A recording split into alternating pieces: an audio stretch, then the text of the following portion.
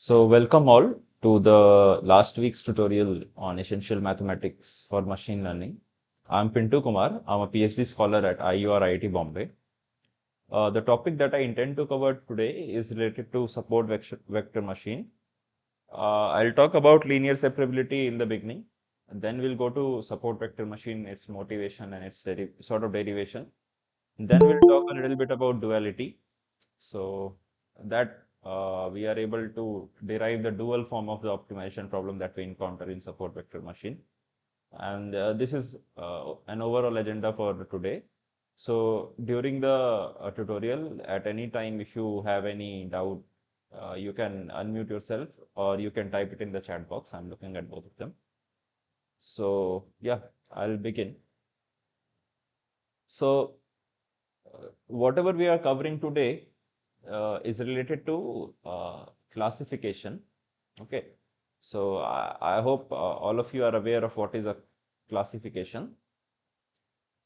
So in classification, it is a supervised machine learning technique.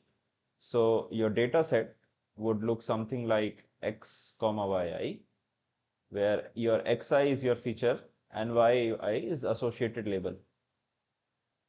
Okay, and yeah. So this is classification. So you will have some training data set based on which you will come up with some hypothesis, which you will use to which you will later use to classify your testing data set. Okay. So the concept of linear separability generally we encounter for binary classification data set. So your yi's can take only two values. Let's say we call it 0 and 1. Or we can call it -1 plus 1. That would be useful for SVM derivation. Okay. So let's say we have only two labels, then we encounter something known as linear separability. Okay. So what is linear separability? So let's begin with an example in 2-dimension. So let's say you have a 2-dimensional plane. That means your feature vectors are 2-dimensional. Okay. So your xi's that you are, those belong to R2. And you have, let's say, two type of data set. Let's say this is +1 kind of data set, and let's say this is -1 kind of data set. You can see that if I draw a line over here, on one side I have only +1 type of data points, and on other side I have only -1 type of data points. So this kind of data sets, which can be separated into two halves by a straight line, are known as linearly separable data set. Okay. Okay. Now, next important thing is, so how does a equation of a line looks in 2-dimension? Let's say this hypothesis line looks something like this. Is not the exact equation of this line. I'm just taking some random line.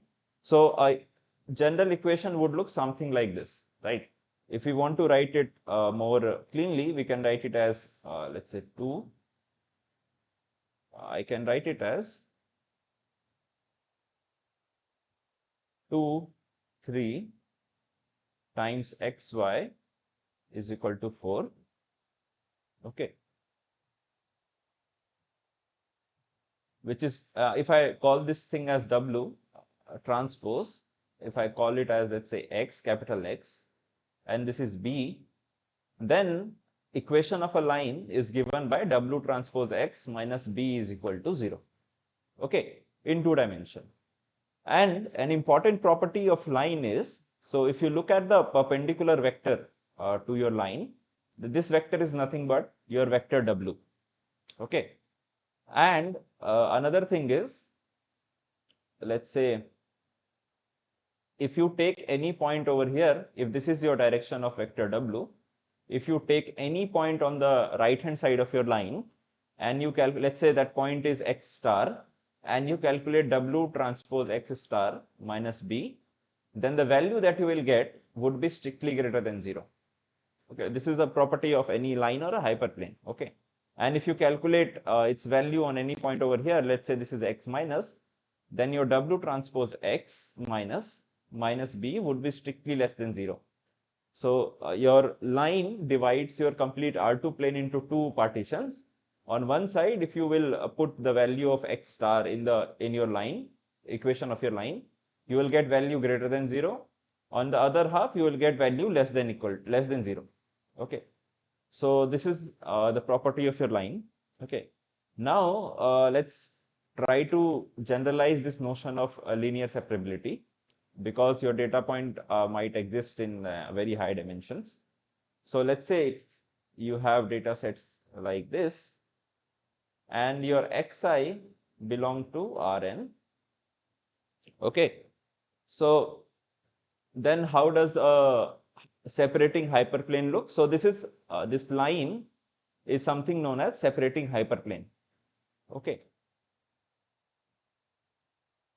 So what was the equation for this separating hyperplane? This was W transpose x minus B is equal to 0. The same definitions holds here, but now your W vector belongs to Rn, because here also your W vector belongs to R2. Now your W vector belongs to Rn, and this line that you will obtain is an n minus 1 dimensional hyperplane. Okay. So in 2 dimension you got a 1 dimensional line to separate. So in 3 dimension you will get a 2 dimensional plane to separate. Similarly, if your data set belongs to Rn, you will get an n minus 1 dimensional hyperspace. Okay. So that will separate your data points. Okay. So this is equation of your hyperplane. Okay. Now let's say you have some data set D. Okay. Now we will call it linearly separable if there exists W belonging to Rn and B belonging to R such that W transpose X I minus B is greater than equal to 0 whenever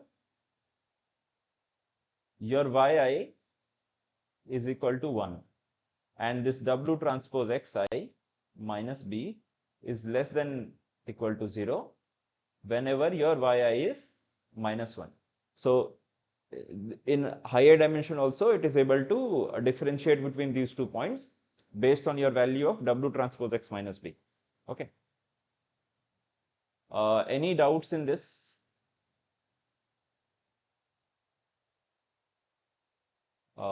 Yeah, any doubts in whatever we talked about linear separability, why we take W transpose X minus B greater than equal to 0, or those things?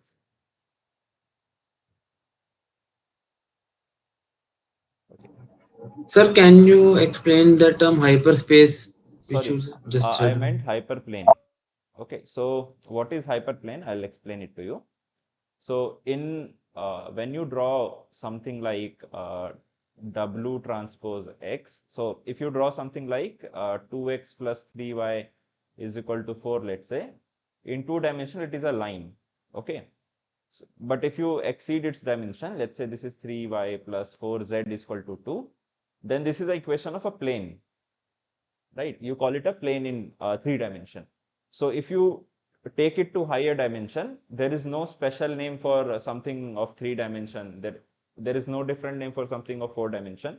We call all this all together to be hyperplane. Okay. So plane from here, and you use a word hyper in front of it. So if you have something like 2x plus 3y plus 4z plus 1a is equal to 5. So a higher dimensional generalization of a plane is something that is known as hyperplane. Was I clear? Yes, sir. Okay. Okay.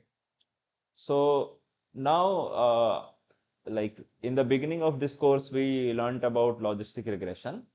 Okay. And like if some of you have done some course on machine learning, you might be aware of other classification techniques like decision tree, okay, or random forest, or those kind of things. Now, why do we want to learn about SVM as such? Okay, so let me draw two lines. Okay, one line is this line, this black one. Okay, and another line is this orange line that I'm gonna draw. Let me just shift this a bit. Yeah. So which of these two lines do you think is a better classifier for this data set I have drawn? So these are two classes of data sets. One is green and one is purple. So which line among this black one and the orange one do you think is a better classifier? So yeah, the orange line is a better classifier because let's say uh, a point belongs here, right? The black line would predict it to be belonging to the green class, but this is pretty close to the purple class, right? So the confidence with which I am predicting this to be green class is very low. Okay. So if I have points closer to my this separating hyperplane, the confidence that I have in prediction in black line's case is pretty low. Okay. Whereas if you look at the orange line, this is sort of equally spaced from the green data set as well as the orange data set. Okay. So the idea behind SVM is that you want to maximize these two distances, some of these two distances. So let's say this is D L dash. So you want to find such a separating hyperplane so that your this distance is maximized. Okay. So this is the motivation behind SVM. Now I'm going to sort of try to derive this SVM thing. Okay. So before that, I would like you to recall one theorem that was done in the course, I think last week, which said that let's say if you have a data set, right, again, and if you have, let's say A plus denotes the matrix containing all the positive class data set, A minus denotes all the data points containing negative data set, and if you have something like A transposed A this multiplied by W minus B, yeah, I think no, yeah, if this thing is let's say greater than equal to B, okay, and A minus W is less than equal to B, then you can suitably scale your W so that you obtain something like this was E also over here. So you can suitably scale it to A plus some new W star, which is greater than BE plus E. Okay. And similarly over here. Right. So what does this mean is that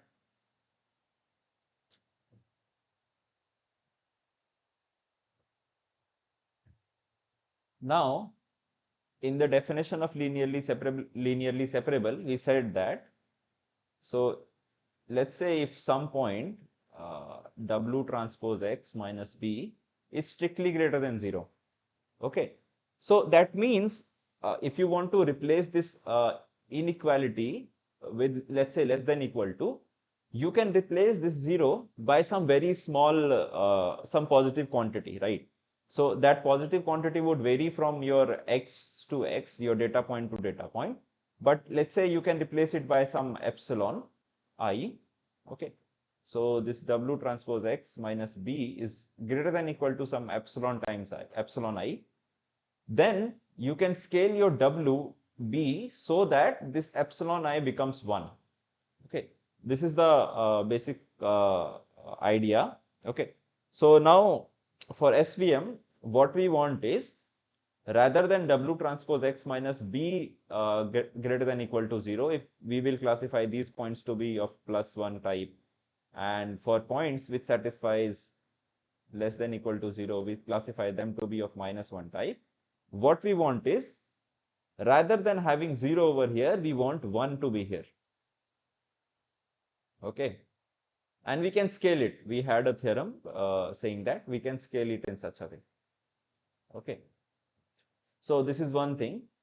Now, let's say you have two types of data points. Let's say this is the purple one. Oh, sorry, this is the orange. And you have some green data points. Okay. Now, if you talk about the distance of any cluster or type of data points from this separating hyperplane, so you talk about the distance of nearest point from the separating hyperplane. So you don't take distance from all the data points, but you take the distance only from the nearest point, right? And you want to maximize this distance. Okay.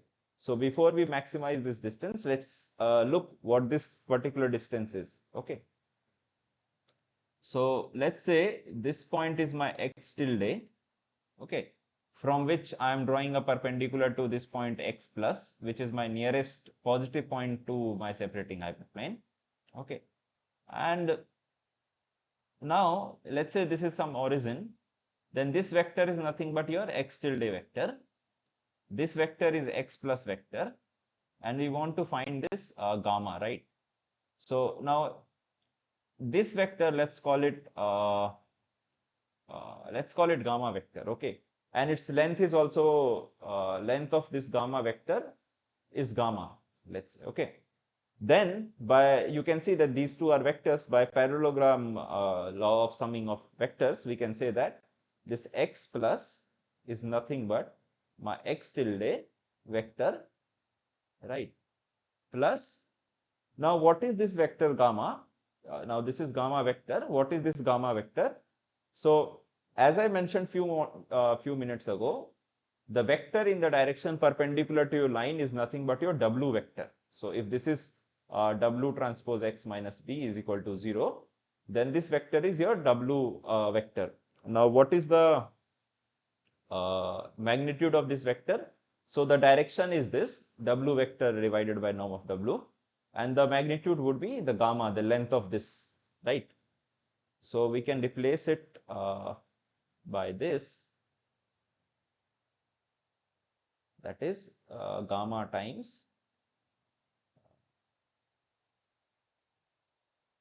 W by norm W.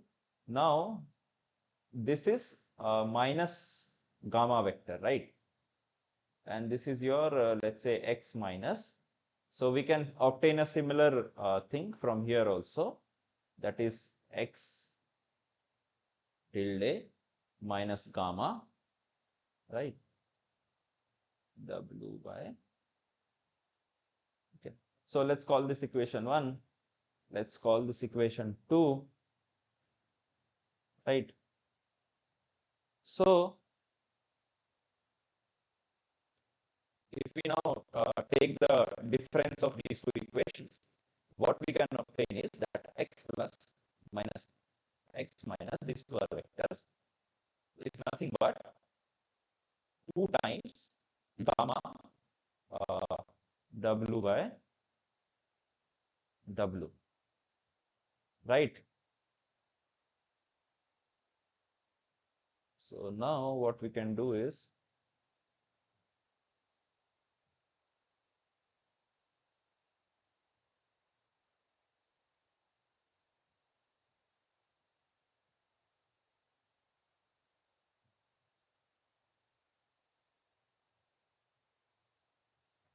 okay.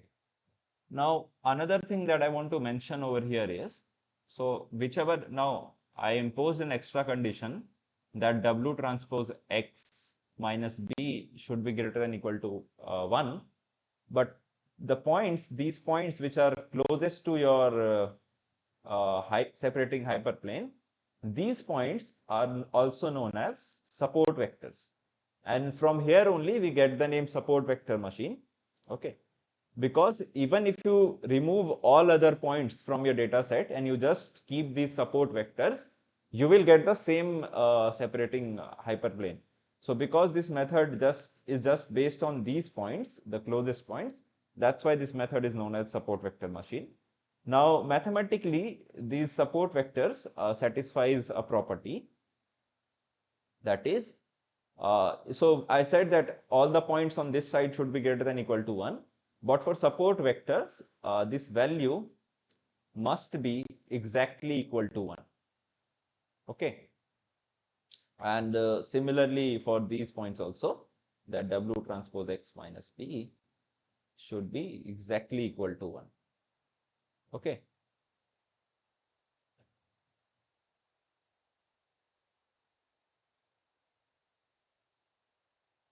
This should be minus 1. Okay. So yeah, this should be minus 1. I'm really sorry for that. Now, because this X plus point satisfies this property that my W transpose X plus minus B should be equal to 1. If I replace the value of X plus from here, what will I obtain is, I'll obtain that W transpose 2 gamma W by uh, uh, W, right, plus X minus B is equal to 1, right? Or this is equivalent to 2 gamma W transpose W, right, by norm W, and this is plus W transpose X minus B is equal to 1, right? Now, this value I said is again minus 1, right? So, this implies this value would be minus 1.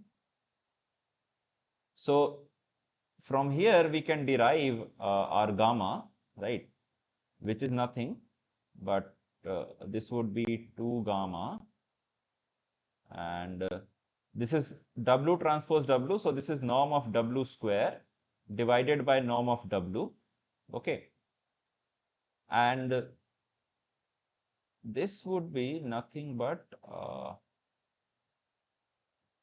minus 1, it should be, this should be 2, right? So you obtain your gamma to be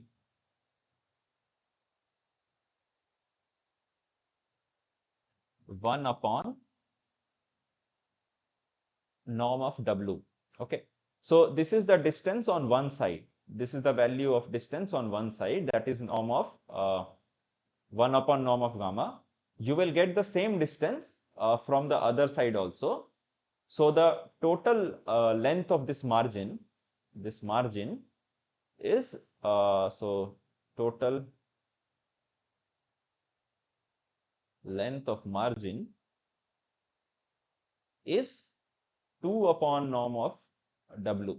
So what was the motivation behind this support vector machine? That we want to,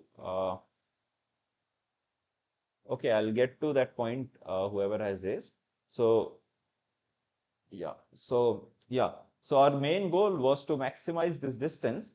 So the task of support vector machine can be summarized as a optimization problem, which is I want to maximize this thing and I have some constraints. What are those constraints? Those constraints are these two constraints. Okay. So, okay, so for so W transpose X minus B should be greater than equal to 1 if my Yi is 1 and W transpose Xi minus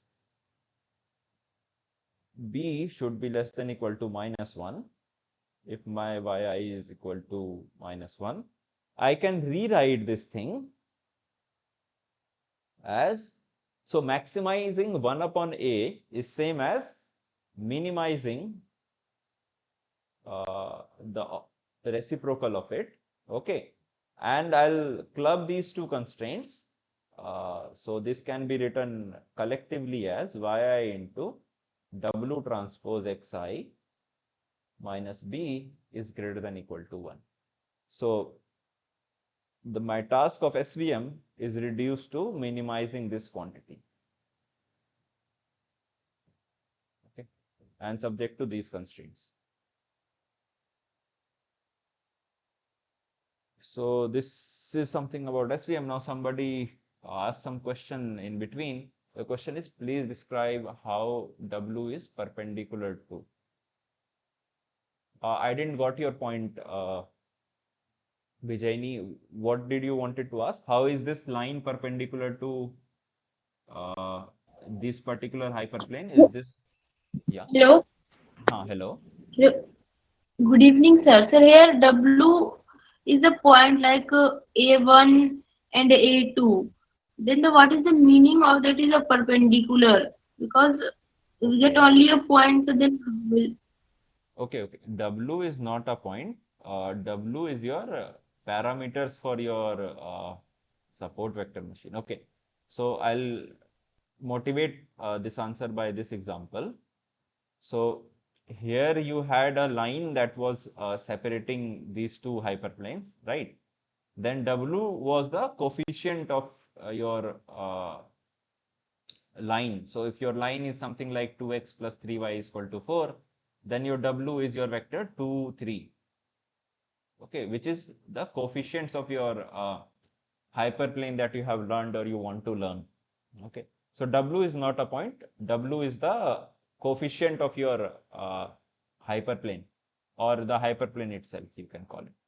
Okay, that's why we are talking about the perpendicular, right? Am I clear? So when we say that 2 or 3 is a vector, it means we join the point 2, 3 and the origin, and then we will Yes, get a vector. yes. We will say this vector, but in this as you told that W is perpendicular to the line. Mm-hmm. Then what is the meaning of this vector? Okay, so When we draw when we draw W on the line, mm-hmm.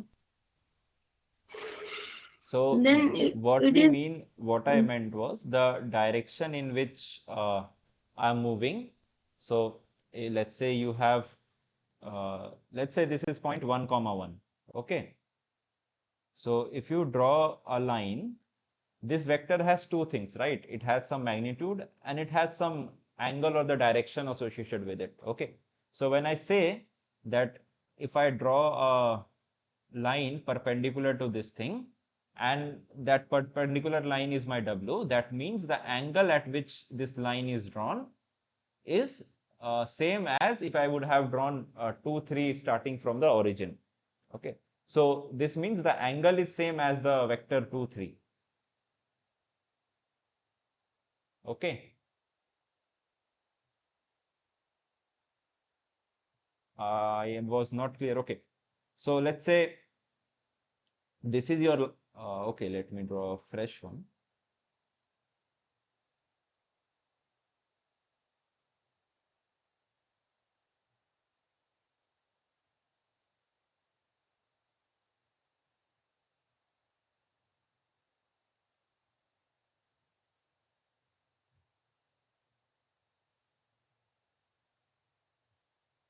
Okay.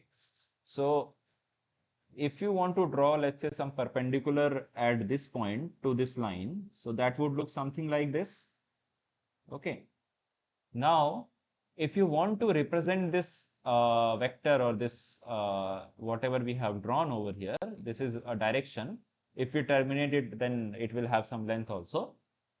So if you want to represent this, how would you represent? Okay, so it will have two things. One is its angle and one its length, right?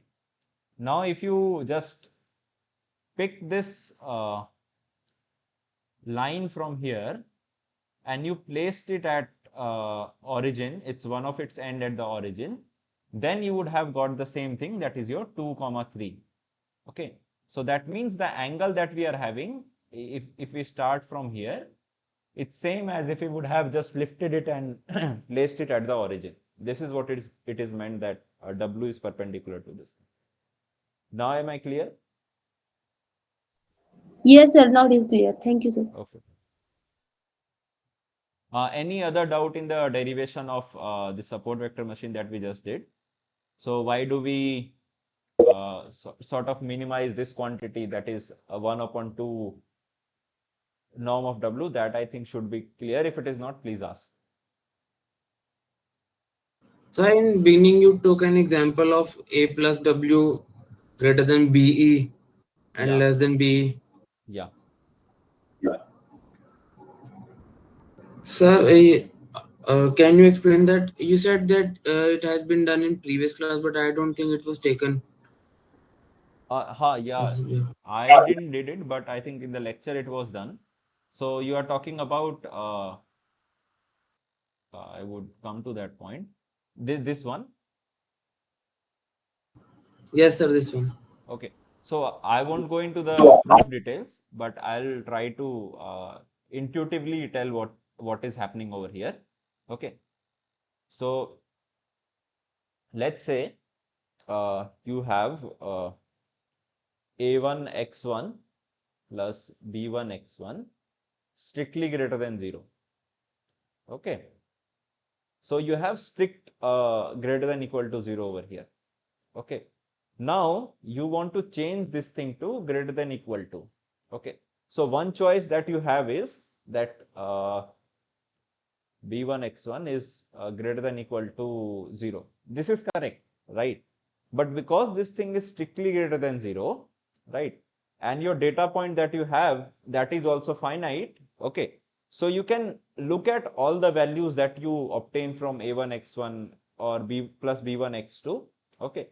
And you can come up with some, let's say, value epsilon, so that, and this epsilon is strictly greater than 0, that your a1 x1 plus b1 x2 is greater than equal to this epsilon. For example, let's say you can get something like b1 x2 is greater than equal to 0.2. Okay. So is this step clear, that if you replace this strictly greater than equal to 0 by this epsilon, then you can get some greater than equal to epsilon. Is this thing clear?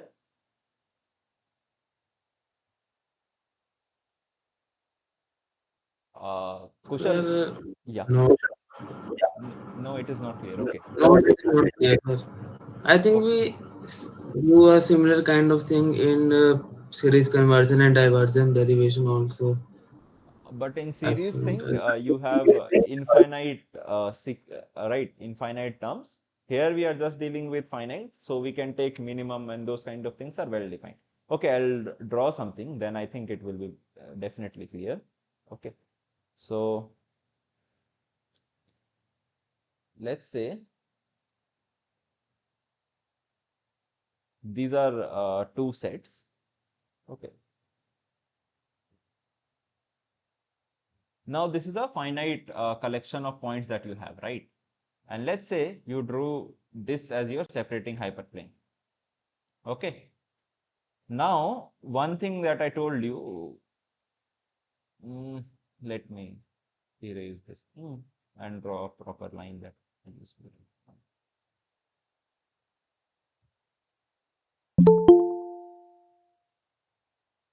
Okay.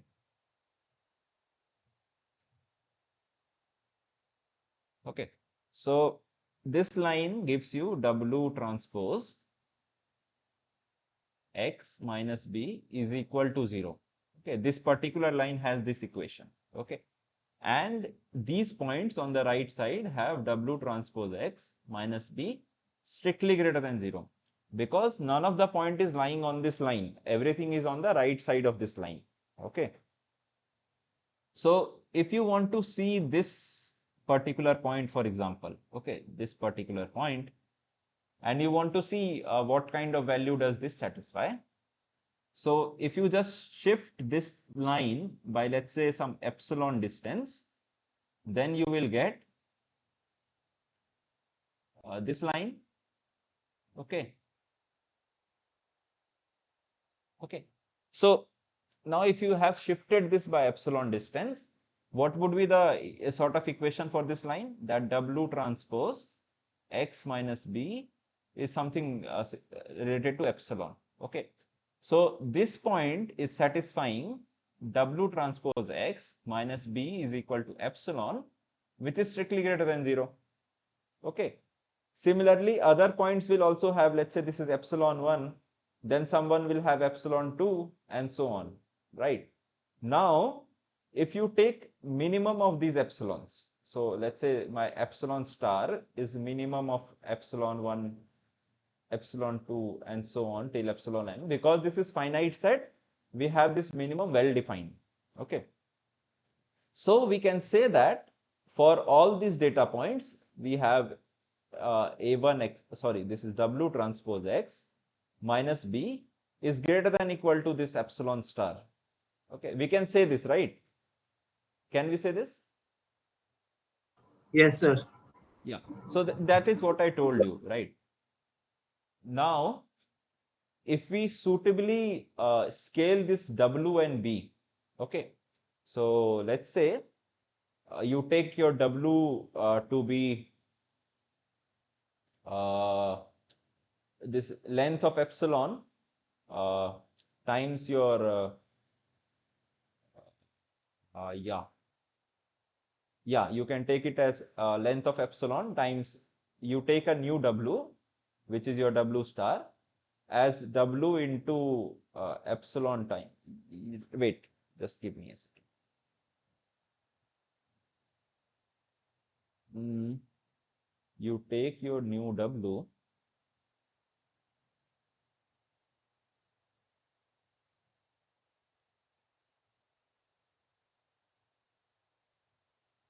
as, let's say, old W divided by length of epsilon star, and you take your new B also as B by, let's say, epsilon star. Now, if you change your W and B in such a way, then what you will get? So what I'm going to do is I'm going to replace W transpose and B over here with their new values. Okay. So what I get, this is epsilon star W star this complete transpose x minus B star into epsilon star. This is greater than equal to epsilon star. Okay. Now I can take epsilon star from everywhere common and cancel it out. So I'll get W star transpose x minus B star is greater than equal to 1. Okay. So this is what I said, that if you have strict inequality, that is some W satisfies W transpose x minus B is greater than equal to 0 for some finite set, then we can replace this thing by this quantity. Now this W star and W are not same, but these are some scaling and this is a new W star and B star that we got, but we can find such W star and B star which satisfies this property now. Now am I clear? And similarly, you can do for this part also and take the minimum combined. Okay. Yes, sir. It is clear. Okay. Thank you. Okay. So anybody else has any doubt related to how we reach to the point that finding the maximum separating hyperplane is nothing but minimizing this particular thing, that is 1 by 2 norm of W subject to these constraints. Okay, this is for all I. So I over here denotes the data point. Yeah. Sir, Yes. please explain the thing which is rounded by yellow color. How we got yi multiplied. Okay. So till this point, was this clear that we got two constraints? So I just explained that. So everything on the right was satisfying this thing, right? So we replace this by this, And similarly for the negative points, we replace this by less than equal to -1. Till this point it was clear? Yes, sir.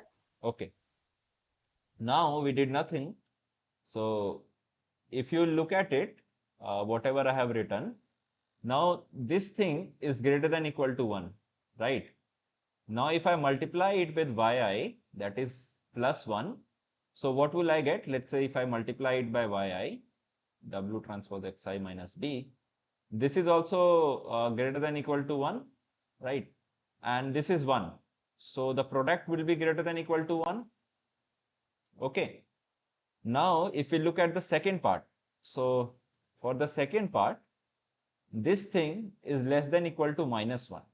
Okay. And this thing is -1. So if I multiply these two things together, so minus multiplied by minus would become +1. And because I'm multiplying negative things together, the sign of this inequality changes and it becomes greater than equal to, right? So if I just multiply this thing by yi, I can combine these two constraints as a single constraint. That is, my yi multiplied by w transpose xi minus b is greater than equal to 1. Was I clear? Yes, sir. Okay, thank you. Okay. Yeah. Okay. So if your data point, whatever we discussed, if these data points, as you know that they were linearly separable, we assume them to be linearly separable. So the kind of this classifier that you obtain over here is known as hard margin classifier. Okay. Or hard margin SVM you can say, or hard margin classifier. What does this mean is that on one side of my separating hyperplane, I have only one type of data points. Okay. But when you look at some real world data set, it's very, very rare that you will get some separated data point. That is, some data points is linearly separable. Okay. Generally, it will happen that the data points are not linearly separable. Okay. So, for example,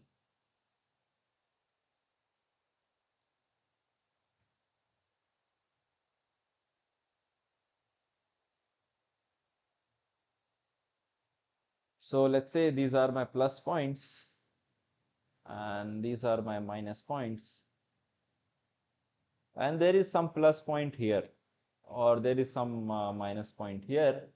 Now, how can we separate these? Right? So it is not linearly separable, right? So whatever linear classifier we draw, there will be some one or the other some training error, right? Okay. So what we do to tackle these kind of situation is we allow some error in the classifier. Okay. So earlier what we were assuming is that yi w transpose x plus this can be minus or plus, then the sign of b would change. Okay, is greater than equal to 1. This is what we were assuming. Okay. Now if we restrict r, we allow this error to be crept into it. So now for this point, I should have yi w transpose x minus b. This thing I should have less than equal to -1, right? For this shaded point. Okay. But this is on right hand side of my classifier. So what I did is I allowed some error xi into it. So if my xi, let's say, take some values greater than equal to 2, and these xi's are strictly greater than equal to 0. So let's say my xi take value 2 for this particular data point, then this property is also satisfied. Okay. So I allow some error in my constraints. Okay. So now the new set of constraints become, so for the time being, just forget this thing. I'll come to this thing. Okay. So just compare it to the previous case. We have minimize W transpose W, that is norm of W. Okay.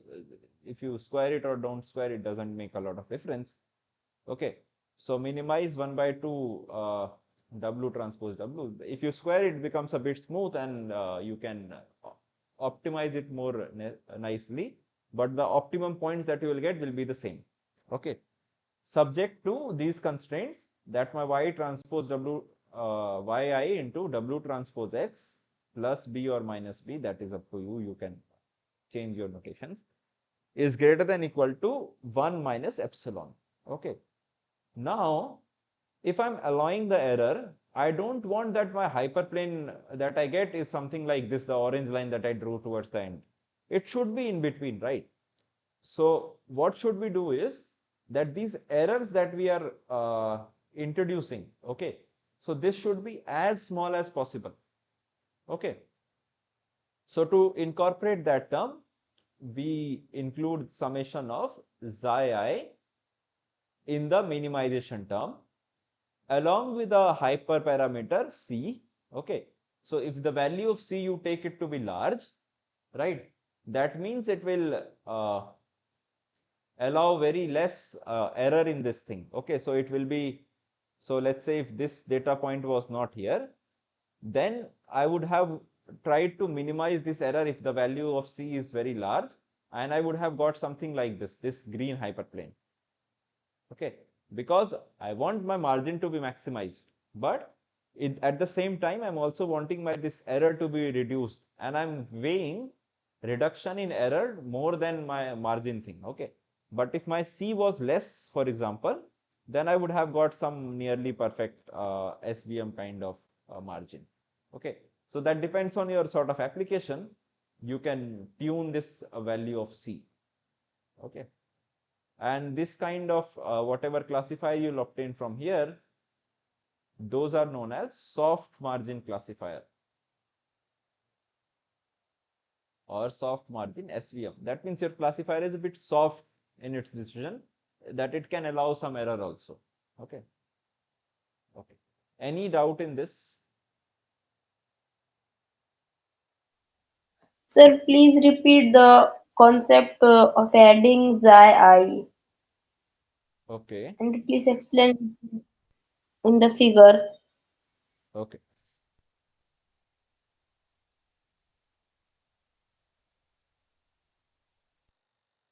So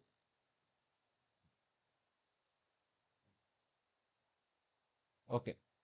So if you had this kind of data set, okay, the data set that I have drawn right now, you can easily separate by a hyperplane, right?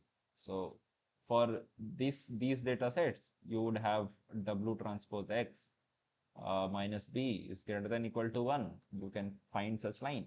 And for these, you should have W transpose X less than equal to minus B, yeah, right? So you can find such line, okay. Now, let's say there is one more data point that is over here, okay. Now, what do?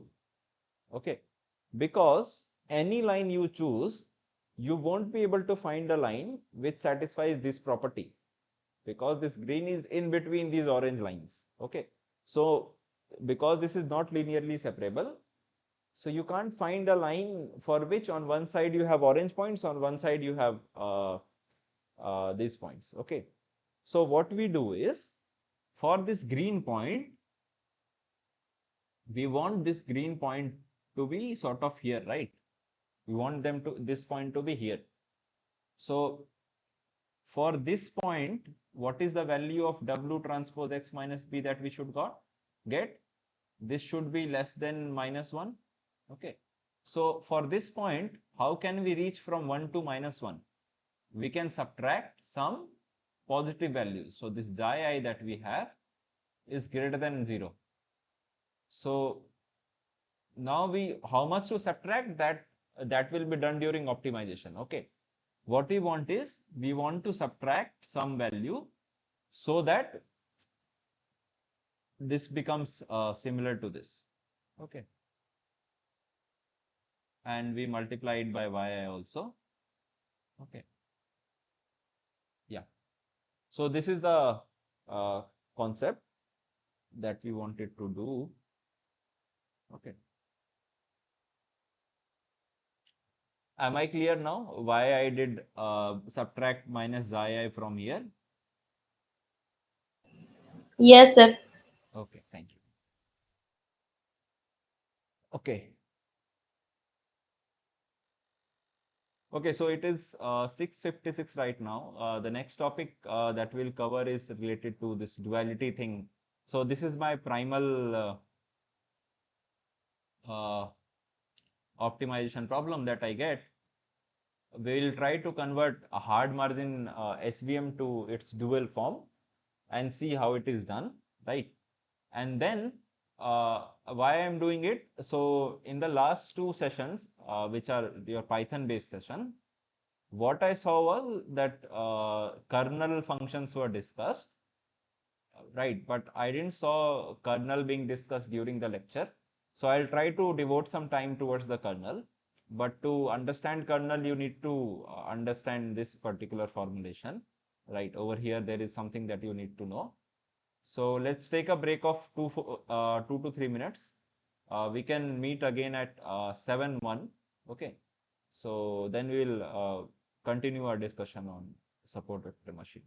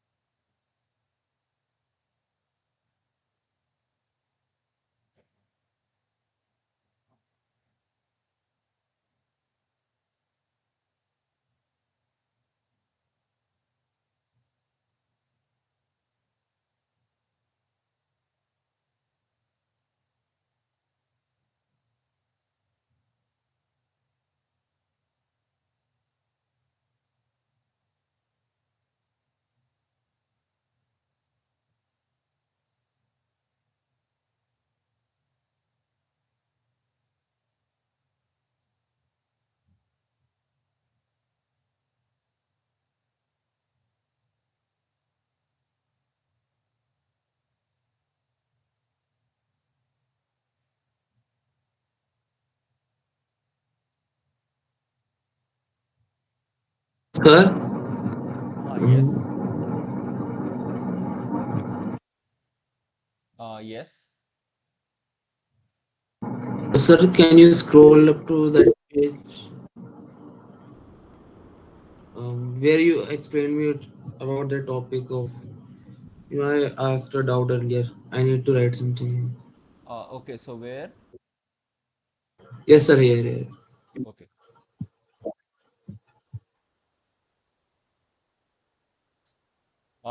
Most probably no, Abhinav. This might be the last session, but like if you guys post some questions on the discussion forum, and if we feel that there is a need of one more session, then it will be announced on the discussion forum only. Otherwise, this would be the last session, last tutorial session.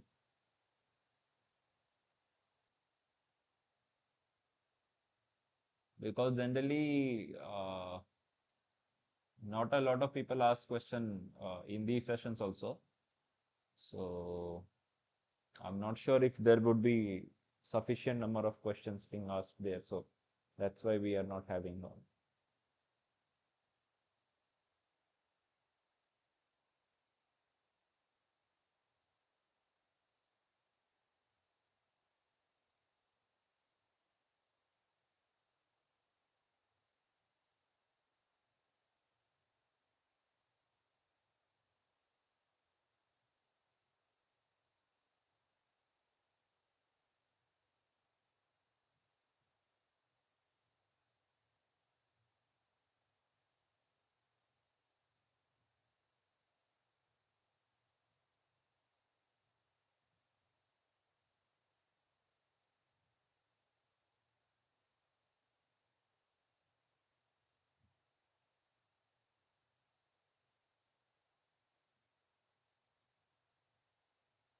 Okay, Abhinav, we'll try to.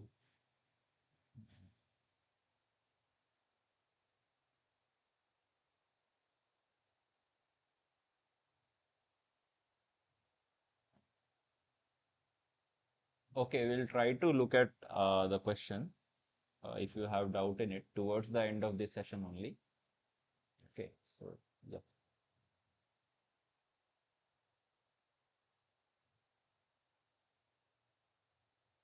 Okay. So now we will have two, three things going on here. Okay. So I'll tell you what will happen. So we got to a primal formulation, okay, of our optimization problem. I'll change the pen color. Okay. Now, using Lagrange, we will convert it to its dual form. Okay. And then further simplify this using some KKT conditions. Okay. This is what we are going to do. Okay. So this is a sort of two-step things that we are going to do. Okay. So now let's look at how do we obtain uh, yeah, dual form of any optimization problem that we are given. Okay. So let's say this is your primal problem. This I have taken directly from the lecture.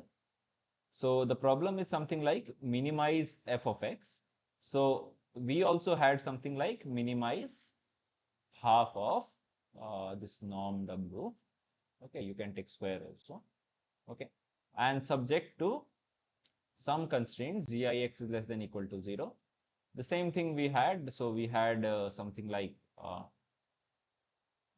yi w transpose x minus b is greater than equal to 0. So we can just multiply it by minus to get less than equal to 0. Okay. Then uh, how is Lagrangian given for this problem P? So we take f of x, that is the function that we want to minimize, and for every constraint that we have, we associate it with the Lagrange multiplier and we take their sum. Okay. So f of x plus lambda 1 times gix plus lambda 2 times g2x and so on. Okay. So this is the Lagrange function. Then the dual problem is given by maximize Lagrange function. Okay, so we obtain this Lagrange function subject to the constraint that the gradient of your Lagrange function with respect to x is equal to 0, and your Lagrange constraints that you get, Lagrange coefficient, that is greater than equal to 0. Okay, so this is just the simplified form of the above. So this is f of x plus this is your Lagrange function, and then the gradient is gradient of f again with respect to x plus the gradient of this thing, because this is summation, the thing splits up, and this is what you obtain. Okay. Now, if your SVM problem is given as minimize, this is problem P1, okay, half W transpose W subject to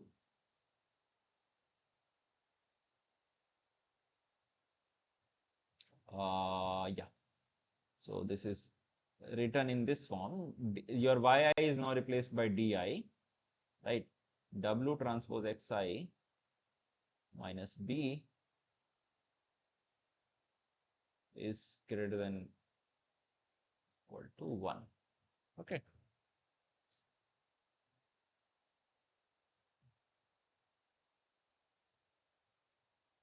Yes. So now you can just convert it to the standard form. Okay. And we want this thing to be less than equal to 0. So you take this term on this side, then we obtain 1 minus di w transpose xi minus b is less than equal to 0. Okay. So if we write its Lagrangian, we get f of x plus alpha is your Lagrange multiplier, and these are your coefficients, these are your GI of x. Okay. Then its dual problem is given by maximize this quantity, right? Maximize L of W of P of alpha subject to its gradient with respect to W being 0. Okay. And now you have one more, because the coefficients that you were maximizing or minimizing with respect to was not only your W but also B. So for example, if you have f of x, then you want to, this is a function of x, right? Over here, your this minimization or maximization thing was a function of W and B. So these are the constraints that you need to find in order to maximize or minimize. Okay. So that's why we also have a term which is its derivative with respect to B is equal to 0. Okay. So this will come back to in a while, the last statement, whatever is written. So till now, you just remember that we have reached to the dual. So what I said, we have some primal. We'll get the dual out of it. Then we'll use some KKT condition to reduce it into simpler form. Okay. Okay.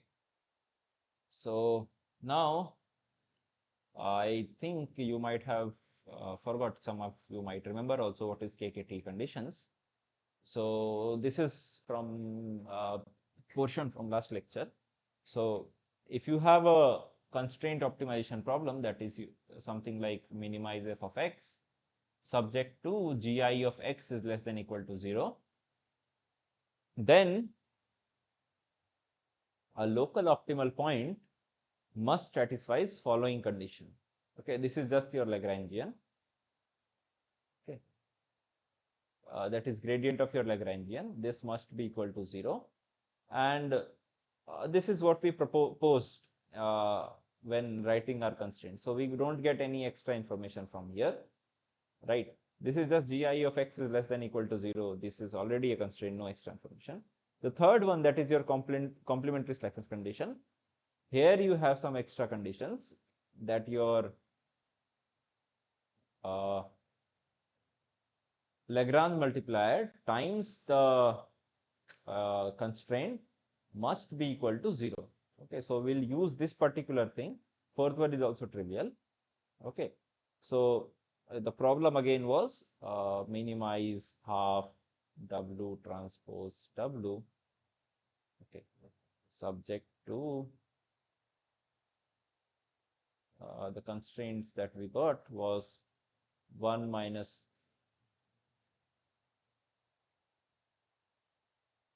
di and then W transpose x minus b is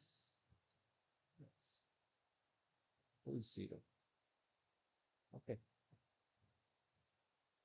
Now, what are the KKT conditions? That the Lagrange must be 0. With respect to b, it must be 0. This is just your constraints. Now, fifth condition says that your alpha I times these constraints must be equal to 0. Okay. Now, let's get to what was written over here. So, it says that if we use KKT condition 2 and 3, we get some values for W and we get some extra condition. Okay. So, here is KKT condition 2 and 3. Okay. So, let's look at the Lagrange that we got. Okay. So, now if you take its derivative with respect to W, you will get half W plus this term goes to 0. This is summation I is equal to 1 to m, and then you will get minus alpha I di xi. Okay, and this is equal to 0, right? Yeah, yes, this will be equal to 0. So this is W transpose W, so this is 2W. So you'll get 2 by 2 over here, you'll get only W here because this is norm of W square, so you'll get something like 2. So this would be nothing but W1 square plus W2 square, right? So you at every position you'll get 2W1, 2W2. So you'll have 2W when you take the gradient, okay? So this would mean that my W is nothing but alpha I di xi, okay? I is equal to 1 to m, okay? And if you just take its derivative with respect to b, then you get an extra condition that your summation over 1 to m alpha I di is nothing but 0, okay? So they have just put this thing over here. In place of w, they have placed what we had, that alpha I di xi, okay? So you get summation over two variables. But now because when you take, let's say this is W1, W2, W3, okay, this is W1, W2, W3. So first W1 gets multiplied by W1. So that would induce alpha 1, alpha 2, D1, D2, X1, X2, right? So yeah, so it will be alpha, alpha 1, D1, D1, right? Everything 1 when you multiply W1 by W1. Then you take its sum when W1 is multiplied by W2. That's why we have index running in both these variables, that is I and j. So we had W is equal to alpha I di, right? And then we had xi, right? So then we had this summation, okay? So this W transpose W is written in this way, okay? And similarly, we have replaced W over here, and this alpha I di term goes to 0, okay? And so we are just left with this was plus half, and this was minus 1 times the same quantity. That's why you obtained minus half, and this term is left over here. So this is the Lagrangian that we get at the end, okay? So this is your I is equal to m alpha I minus 1 by 2 summation I is equal to 1 to m summation j is equal to 1 to m alpha I alpha j dj di xi transpose xj. So just a recall that when we reduced our primal to dual, we wanted to maximize this thing, that is our Lagrangian, subject to these constraints, okay? Now we have formed a another form of our L. So that's why what we want to do is we want to maximize this now subject to these constraints, okay? So what I wanted to see you is that this can be solved by some solver, that is fine, okay? What you need to see is that we have dot product of xi with xj in the like this objective function, okay? So this is how we obtain the dual form of whatever you want to maximize or minimize, okay? So any doubt in this, then we will move to this kernel thing. I want to just motivate it from here, okay? So Sir, one yes, minute, sir. yes, Can you go yes, on the sure, corner sure. moment? Slowly? Yeah, yeah. 1 minute. Just I want to know that you're doing, the W equal to alpha I dixi, Yeah. I think this is you bought from some equation, no? I think Yeah, from where you made that. that was from the KKT condition, this particular condition. Uh, okay, so 1 minus d0. No, how you written that W is equal to alpha e, no, that how you from, I think you derived it, I got it Huh. actually, but just here, here, Here, here. here. Okay, okay. Yeah. From, yeah, W plus, this is what our that Lagrange only. Basically, Hmm. W plus is nothing but from the Lagrange. From that, Right. again, you derive W equal to sigma whatever, and that you're Hmm. again replacing the, or again you're replacing that same thing in the Laplace, that Lagrange, so that will minimize with the all, we can express the alpha and di. Huh. And Exactly. why you're taking di? Actually, it's like yi only, am I right? It's data, Huh. because Di is the yi that professor has used in his notation. This is yi. Yeah. yeah. Okay, in general, Lagrange they may use some di distance, something like that. That's why it is replaced with the yi actually. Huh. In This general, would there be, is yeah. yeah. This would be the label of your data. Di would be the label of your data. Okay, okay. That's what I didn't understood the di. Now you're telling I Hmm. am able to correlate. Okay, understood. Thank you. Okay. Okay. Now, so we just talked about linear classifiers till now. So whenever I said about SVM, what I said is we will try to find some line that will separate. But a general trick that works not only in SVM but in all of machine learning is something that is known as lifting of planes, or you can say you want to change your features to nonlinear features. So in real life, the kind of data sets that you get are generally not linear. Okay, let's say you have something like this. Okay, these are all your red points. Okay, and these are your green points.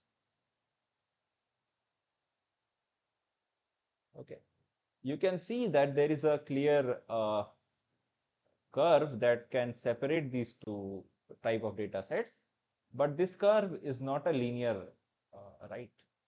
Okay. So what I think we talked about it also when we were doing logistic regression. What we can do is to introduce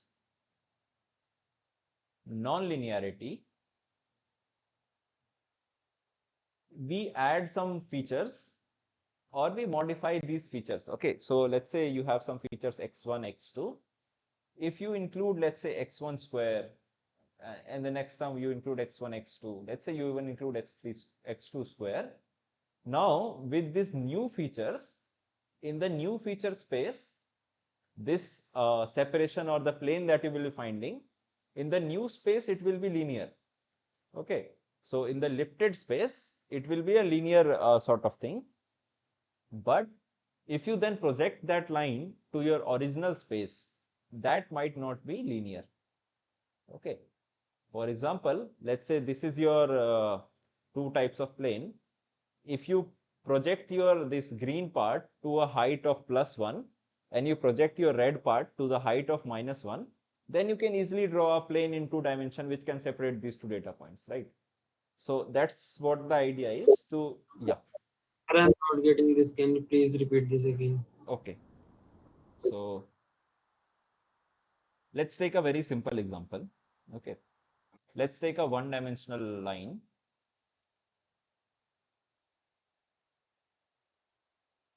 Okay,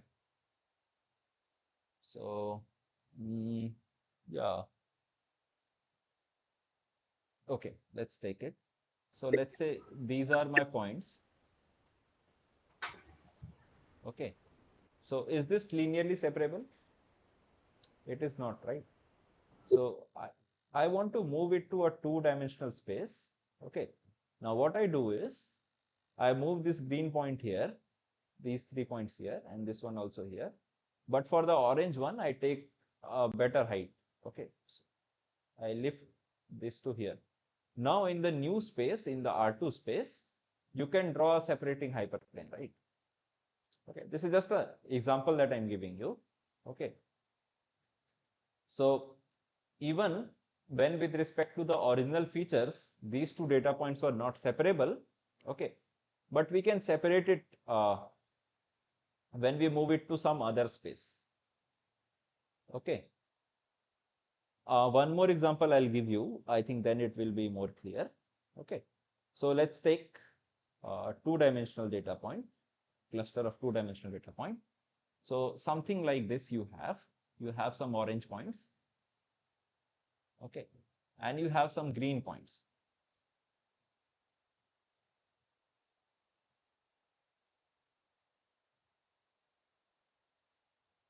Okay.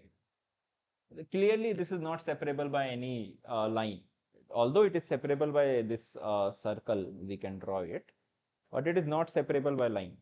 So what if we do that, we define a new feature.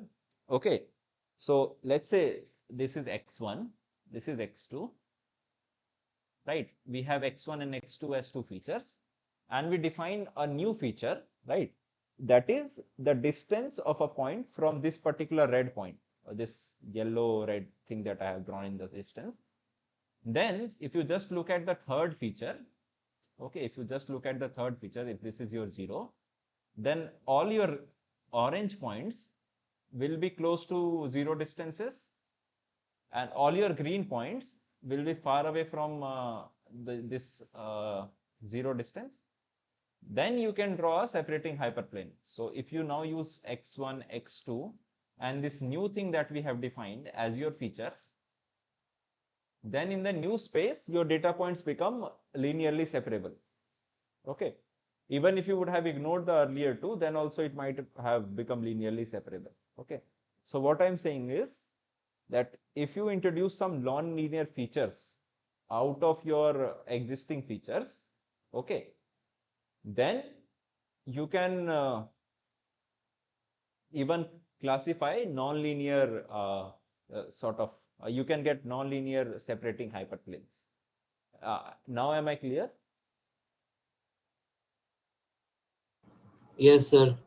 Sir अगर इसी same example में अगर हम इसको 3D में project करें, अगर हम जो ऑरेंज वाले पॉइंट्स हैं उनको थोड़ा ऊपर लिफ्ट करें और नीचे वाले नीचे रहने, तो एक प्लेन से भी सेपरेबल हो सकते हैं वो. हो सकता है, पर अभी हमारे पास जो वो मैंने पहला वाला एग्जांपल के लिए दिया था कि ग्रीन वाले को यहाँ लिफ्ट कर सकते हैं, ऑरेंज वाले को और ऊपर, पर जो भी फीचर हम x3 डिफाइन करेंगे, ठीक है, वो हम एग्जिस्टिंग इंफॉर्मेशन के ऊपर ही कर सकते हैं. ठीक है, तो हम लोगों के पास कोई ना कोई रूल होना चाहिए जिसके बेसिस पे हम लोग किसी भी पॉइंट को बता सकें कि उसको कहाँ पे लिफ्ट करना है. तो अभी अगर हम लोग बोलें कि अंदर वालों को हम नीचे लिफ्ट करते हैं, तो आइडिया वही रहेगा कि हम लोग किसी पॉइंट से उसका डिस्टेंस मेजर करेंगे, ठीक है, और उसके बेसिस पे हम लोग ऊपर या नीचे रखेंगे. ठीक है, there should be some rule at least, कि अभी जैसे हम लोगों ने x1 और x2 के बेसिस पे, अगर मान लो ये बीच वाला पॉइंट a और b है, तो हम लोग distance of x1 comma x2 और जो तुम्हारा a कॉमा b है, इसके बेसिस पे तुम कुछ भी डिफाइन कर सकते हो, पर इसको खुद भी एज अ फीचर यूज कर सकते हैं. There should be some rule that should be based on existing features only. ठीक है, ठीक है सर. क्योंकि ऐसे देखने में तो लग रहा है कि हम लोग उसको लिफ्ट कर सकते हैं, बट कौन से पॉइंट को कहाँ पे लिफ्ट करना है, there should be some rule associated with it. Okay okay, so now this is the idea of your kernel function, that for some features you want to lift x to some phi of x. Okay, so some function of x. So for example, your x3 was some function of x1 and x2 and so on, right? But now there is a problem associated with this also. Okay, so if you include one more feature, right, then your computational complexity sort of increases because you have more features. Okay, then if you look at this thing here also, you will have to find one more constraint, because now you will have one more w to find because of one more features. So you will have more alpha is to find. Okay, you will have one more constraint. So with every new feature that you introduce, you have some more these things. Okay, to tackle that, we come up something that is known as kernel function. Okay, so what is the idea or the special quality of a kernel function? So if you remember, in the dual form, we had to calculate this quantity, right? So we want to replace calculating I transpose xj with some phi xi transpose, phi xi transpose phi xj. But what we want is, we don't want to explicitly calculate phi of xi and phi of xj. हम लोगों को अलग से distance नहीं निकालना है. We don't want this distance to be calculated explicitly. What we want is that if this dot product is some function of xa and xb itself, okay, then those kind of functions are known as kernel functions. Okay. So instead of this xi transpose xj in your maximization, we replace this by kernel of xa and xj, and then we sort of maximize or minimize this thing to obtain our hyperplane, and the hyperplane that we'll obtain is non-linear.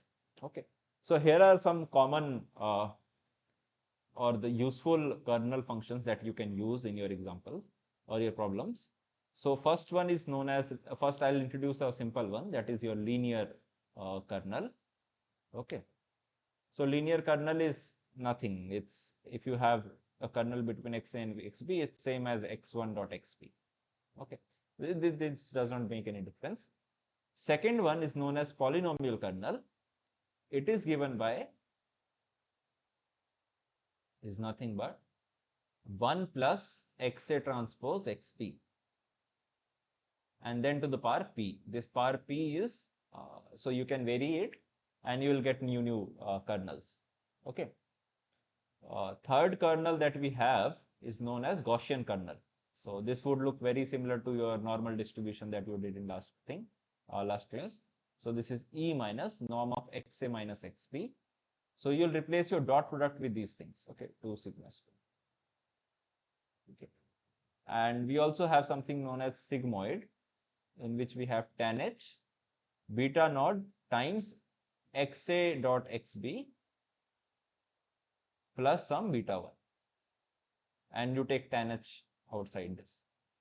So these are some common kernel functions that one can use. How to use, I think that has been elaborately done in the last 2 lectures in the course, not by me, but in the course, where you have Python and SVM. There it has been implemented by sklearn. Okay, so you can try that. Okay, so this is what I had planned for today. So if anybody has any doubt related to today's lecture, you can ask. After that, we'll try to solve whatever Abhinav has to ask.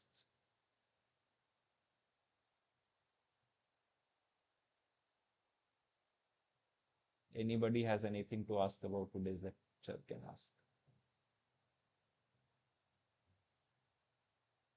Okay, so one small comment that I want to add is, people nowadays are sort of using very, I would say, not so